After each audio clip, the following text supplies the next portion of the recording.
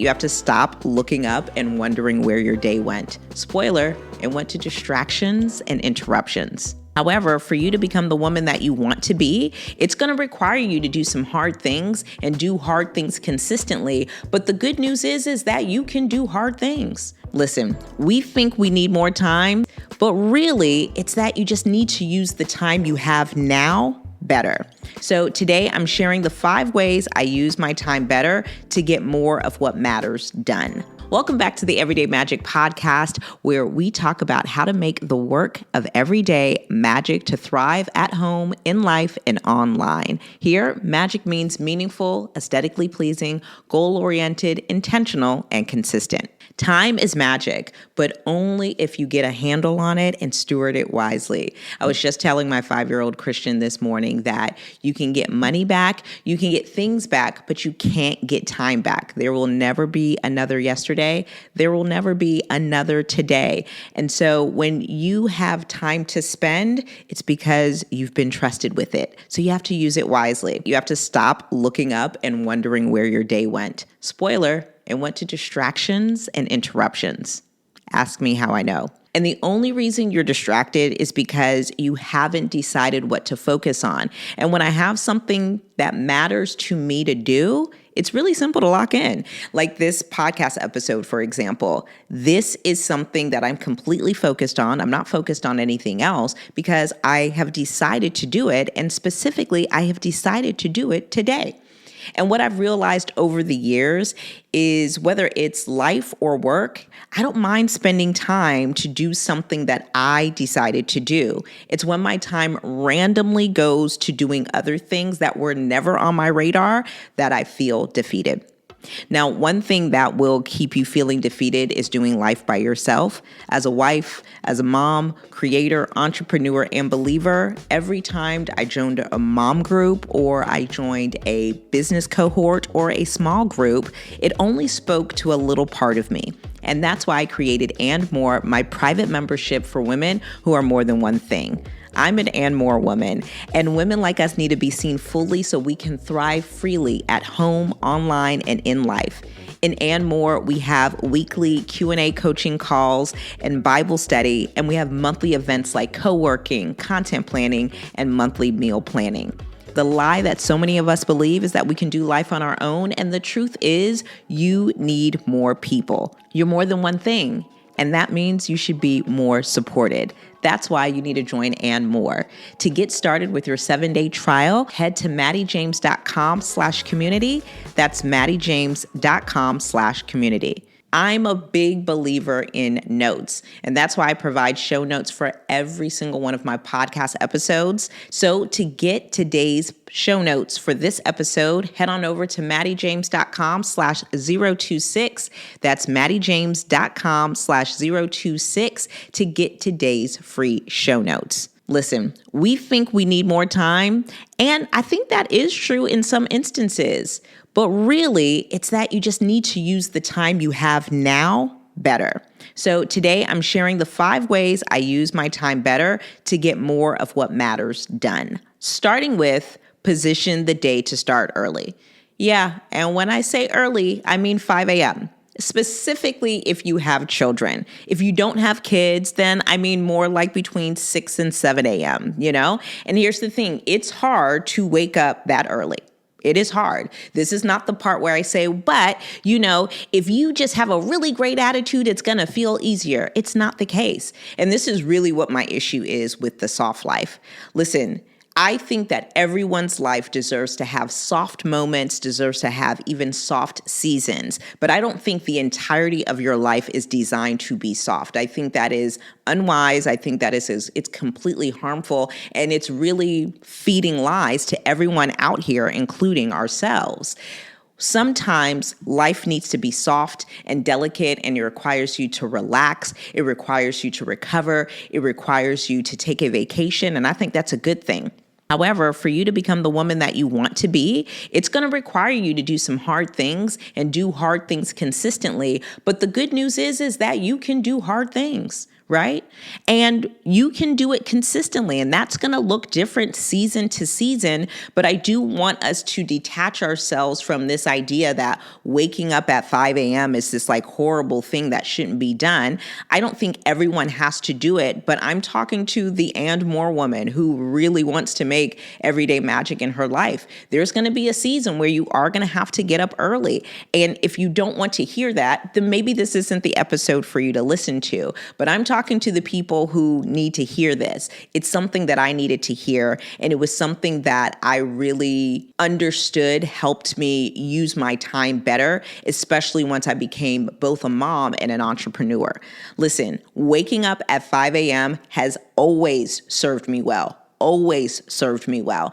And literally by 9 a.m., it's like I've lived an entire life, truly. But let's be clear, I'm not a machine that can just automatically wake up at 5 a.m. I just can't do it. I really absolutely need my 7 to 8 hours of sleep. I'm that girl. I need a full night of sleep. And that means to position my day to start early, I have to go to bed on time.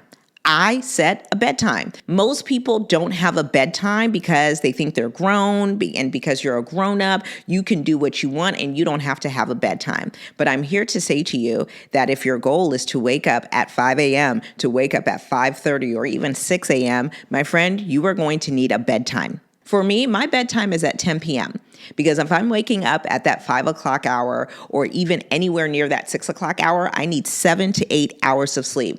I am not in my 20s anymore where I can just pop up after 4 or 5 hours of sleep and push through. Girl, I'm 41. I am no longer in a push through season. I'm not. You might be in a push through season. I'm not doing that. I'm going to bed at 10 p.m. I'll see you guys in the morning. Anything that I did not get to, I'm just going to have to get to it tomorrow. I got to go to bed. And what's interesting is that I'm currently doing a brand partnership with Sleep Number, and this podcast isn't sponsored, but what this partnership has really shown me is how everything changes when you get better sleep. I don't have mental fog anymore. I feel like literally I don't even have like as much, like I don't have inflammation. I feel like I'm recovering from my workouts better simply because I'm going to sleep, and that feels so good. I just feel like I can operate at a better level simply because I am sleeping. This also now shifts everything. Because my bedtime is at 10 p.m., guess what? I'm not eating after 7 p.m. Once we're done eating dinner, I'm done eating. I really don't even have the like desire to like sneak or snack on anything like at 8, 9, 10 o'clock at night. Seriously, I think about the habits that I had developed during the pandemic. I mean, not only was I snacking at night, I was like literally drinking wine, sometimes a couple of glasses of wine after 9 p.m. And it was like, girl, you're just going to sleep with all of that alcohol on your liver and all of that sugar in your body. What are we doing here? And so because, in fact, I want to be asleep by 10 o'clock, 10:30, the latest, what I'm doing is I'm making sure that I'm done eating by 7 p.m. And then I try to stop drinking liquids by like that 8:30, 9 o'clock mark, simply so I can empty my bladder, be asleep, don't have to be tempted to wake up in the middle of the night to go use the bathroom. Yeah, we're getting that deep, you know? But here's the thing about positioning your day to start early and setting yourself up for success when you start your day early. This isn't about some performative ritual about who can get the most done. This is about you creating a day that you don't have to rush through. And that's why positioning my day to start early allows me to use my time better. The next way that I use my time better is by putting first things first. Listen, to use my time better, I must prioritize. I literally talk about this in the book. I talk about how time is magic and how you have to prioritize. I also talk about it in another episode of this podcast, episode 16, How to Plan Your Week to Get More Done. And to check out that episode, head on over to mattiejames.com/016. That's mattiejames.com/016. And I know that we've all heard this concept of prioritization. Like, I'm not telling y'all anything you haven't heard. Most people have heard about prioritization. And prioritization means you must decide what is most important and get clear on what to do and when to do it. And we'll discuss how you can do that for your day and your week and your season in a little bit. But first things first are priorities, which are important but not urgent tasks. This is made clear in the time management matrix. So right now, I'm currently reading 7 Habits of Highly Effective People. This is a book that so many people have heard of. Millions of people have read it. The concept in there is that there are these 7 habits that highly effective people have, hence the title. Habit 3 is put first things first. But the thing that was really eye-opening to me, because I've always known that prioritizing was really important, it's like I couldn't necessarily put like my finger on it. I couldn't necessarily articulate it.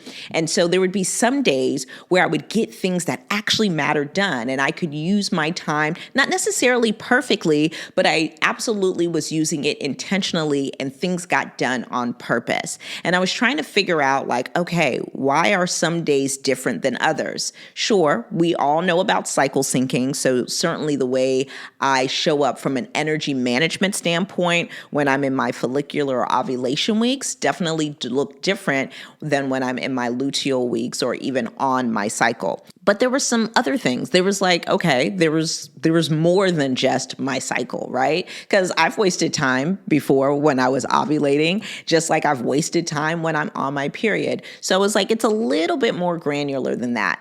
And in the book, the author, Stephen Covey, he talks about the time management matrix. And this absolutely clarified priorities for me. So imagine a square with a horizontal line and a vertical line drawn down the center of it, okay, to create 2 rows and 2 columns and essentially 4 quadrants. Imagine that the 2 rows are important and not important, and the 2 columns are urgent, not urgent. And then that means that quadrant 1 is important and urgent. Quadrant 2 is important, not urgent. Quadrant 3 is not important, urgent. And quadrant 4 is not important, not urgent. So the issue with time is that so many of us live in quadrant 3, meaning that it is not important but urgent, or we live in quadrant 1 where it's important or urgent. So let's talk about this a little bit. Quadrant 3 is really where your distractions and interruptions live, right? You're entertaining email, just like you just have your inbox open, an open tab in there. And there was one thing that Lovey said that I thought was really incredible and helpful. I like that she talked about just simply closing the tabs on your screen. We often talk about here on this podcast is closing the tabs in your head. That's really important. But one way to actually do that is by closing the tabs on your computer. And so many times we just have open tabs. We have dings going on and beeps and rings and all of these different sounds going on off of our phones, on our computers, whatever have you. And we're just entertaining things that are not important, but they're urgent because as soon as we hear a notification, we think that our attention should be turned to it. And that's just not the truth. The other thing that we also do is we really spend a lot of time putting out fires and, entertaining these deadline-driven projects and tasks. And sometimes that is important. If you set a deadline, and especially if you're working with other people, you absolutely want to meet that deadline. But other things that live in quadrant 1 that are both important and urgent are usually crises, they're emergencies, they're usually things that make you want to rush and you're playing catch up the whole time. And so when you focus on quadrant 1 and quadrant 3 tasks, you don't have the opportunity to focus on quadrant 2. Quadrant 2 is important, not urgent tasks, and that's really where the magic is. That's where priorities live. And when you are able to really operate in quadrant 2, uninterrupted, focused, what it does is it allows you to build relationships that actually matter. It allows you to get some planning done. It allows you to do zone of genius work. And this is really where the magic of the work of every day lives, the quadrant 2 task. The goal should be to set boundaries and to schedule a day where you are prioritizing quadrant 2 tasks. Quadrant 4 is usually when we feel overwhelmed or bombarded by quadrant 1 and quadrant 3 tasks. And so we completely omit quadrant 2 tasks and we start just like completely being distracted. We're on social media, we're starting a potential project that we think could be a good idea, never has been thought out, doesn't help the bottom line in our lives, in our families, or in our businesses, but it's just a fun idea to entertain. And that is also a complete time suck. But I notice I often operate in quadrant 4 tasks when I have been completely overwhelmed by quadrant 1 and 3 tasks. So the goal really is that you should create a life where you are operating your day doing important, not urgent tasks. And you really get to identify what is important when you name what season you're in, which brings me to the next way I use my time better. The next way I use my time better is by basing my day off of my weekly plan. I will say that there have been so many days where I have felt defeated because I'll get to the day and I'm like, I don't really know what to do today. And I don't know if that's you, and I'm not ashamed to admit that. Like sometimes as a mom, I'm like, I don't really know what we're doing today. I don't have any plan. And certainly in my business, I have felt that way. I'm like, okay, what is going to drive the bottom line? I think the issue often is like as somebody who has a company that sells a planner, in my Everyday Magic planner, it is a daily planner because knowing what you need to do for the day is so helpful. It can relieve you of decision fatigue, and that's massive. Like, I think one of the biggest issues is the mental load we all take on so much, and we'll talk about how I lighten that mental load in a minute. But when you know what to do for the day, there's nothing that just makes you feel so confident and excited to work on those quadrant 2 tasks. But how many times have you like opened up your planner or just even gotten a piece of paper to write your to-do list and you're like, what am I supposed to be doing today? And so the reason why is because your day isn't just based on itself. Your day is shaped by your weekly priorities. So your daily plan is shaped by your weekly priorities, and your weekly priorities are shaped by your seasonal purpose. It is important that every season, and I look at a season as anywhere from 3 months to 6 months. So usually like that 12-week mark or that 6-month mark is really great. And an incredible book to read for that is 12-Week Year. When you name what's important and what is the purpose of a season, you literally can easily identify your priorities. Purpose is the seed, and then priorities become the fruit. And then you get to say, all right, we're going to pick this fruit for the daily harvest today. And then you get to do tasks that are fruitful for your day. But it has to come from the fruit of priorities, but those priorities have to come from the seed of purpose.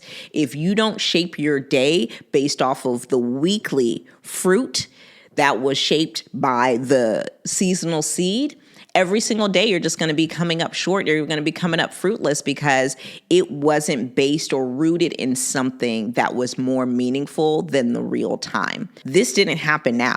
This happened when I said, okay, I know that for November, December, and January, this is really what I want to focus on. And this is really how I want to help the Everyday Magic listener, the Everyday Magic follower. This is how I want to serve her.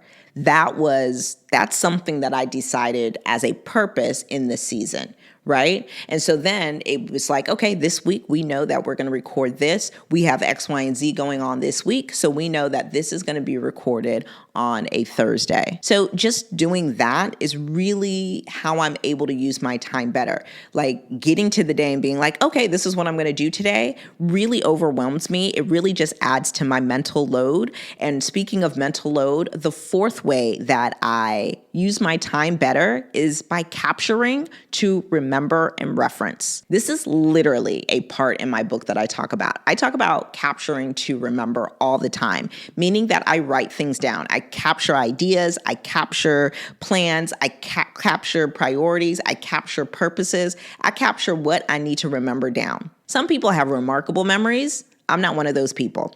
I need to write down what I'm grateful for. That's why I have the gratefulness journal. I want to remember what I'm grateful for when my kids are 11, 7, and 5. I need to remember that. That's why journaling is so important to me. I don't want to forget my life, but sometimes we can be so busy. We can be so caught up in the urgent and important things or in the urgent, not important things that we don't get to remember and be present about the things that were important that we needed to be grateful for, that we don't get to remember the things that were meaningful, aesthetically pleasing, goal-oriented, intentional, and consistent in a particular season of our life. And when we don't do that, we really miss out on the magic of our lives. I sincerely mean that. Capturing to remember what's going on in your life, whether it's something that you have to do, whether it's something you want to cherish and savor later on, is worth writing down. Y'all, I write everything down. I'm an analog girl. I get it. We have so many cute tools. AI is out here doing her thing. She is out here. This is her era. But I am telling you, analog is still here to stay. There is something so powerful about writing something down, and it doesn't even have to be a lot. This isn't about you having a laundry list of things to do. In the Everyday Magic Planner, and you can get that at shop.mattiejames.com to get the Everyday Magic Planner, you really want to write no more than 3 to 5 tasks for your day. So literally, you only can write 3 to 5 things in your to-do area in the planner because you are not a machine. And the whole purpose in the planner is you have this weekly overview, right? And you're supposed to brain dump for the week and then capture what it is you have to do day to day based off of your week. Just like we said, we're going to base our day based off of our week and based off of our season. But the reason why you want to capture to remember is because also when you write something down, you close a tab in your head. You get to lighten the mental load. And when you feel lighter, what happens is you have the capacity to be more present at home with your spouse, with your kids. You have the capacity to be more present when you are creating or developing something for your business or in partnership with a brand. And that's really powerful. We really have to create and shape our days to allow ourselves to be more present in the thing that we are doing. The thing I'm excited about is literally my capacity to be present with you right now because I slept, because I positioned my day to start early, because I wrote things down, because I've based my day based off of both my week and my season. That is something that is so powerful that really is unmatched. But you really have to allow yourself to dedicate time. I talk about it in the book. I talk about thinking time and writing things down so you can free yourself and be able to show up fully and operate in your zone of genius freely, but you're also not going to be able to do that unless you lighten your physical load also. Which brings us to the very last way that I use my time better, and that is by stewarding delegation wisely. I use my time better when I steward delegation wisely. So what do I mean by this? I really believe that knowing when to delegate, operate, and eliminate shows you to be consistent without becoming the bottleneck in your life or your business so you don't stretch yourself thin to the point of burnout. Delegation should and must be stewarded wisely for your time to be used better. When you delegate in a way where you properly train and show somebody how to do something well, and then you give them the opportunity to steward that ability well, you set yourself up and that other person up for success. I think this is massive for moms. I think that the biggest bottleneck that moms have is that they're not training their children how to do work at home that would allow them to actually have more time to enjoy both their home and their families. One thing that I'm really, really proud of is how much time we've all been able to have because everyone contributes in our house. The kids are 11, 7, and 5. My 11-year-old knows how to unload the dishwasher. She knows to do that after dinner time, Monday through Friday during the week, because when she does that, that frees up about 30 minutes to an hour for me to either prepare bath time and be present with my 2 younger kids. It allows me to either finish up some work or prep things for the next day. And sometimes it just allows me to rest. And then it also gives her the opportunity to steward what she's been delegated to do wisely. But a lot of times we will just be like, we just go do this delegation. You know what I mean? We just be like, okay, go ahead. What I like to call tragic delegation. We'd be like, go do this real quick. Oh, make sure you do this. And we're just like yelling the directions. And then when the person doesn't do what we delegated fully, we're upset with them because we half-assed the delegation and we expected them to do full work. And it's like, well, you can't expect full work when you halfway straddled the fence in your delegation. And then you'll hear people say, oh, well, them kids don't do nothing. Them kids don't be doing no work and stuff like that. And it's like, no, that's not on the kids. If you don't properly train someone, you don't get to complain about the work that they're not doing because you never showed them how to do it. Stewardship delegation is going to take a lot more effort. It's going to require you to show up more than once, more than twice, more than 3 times. It's going to require you to show whoever you're delegating to, let's say your kids, for instance.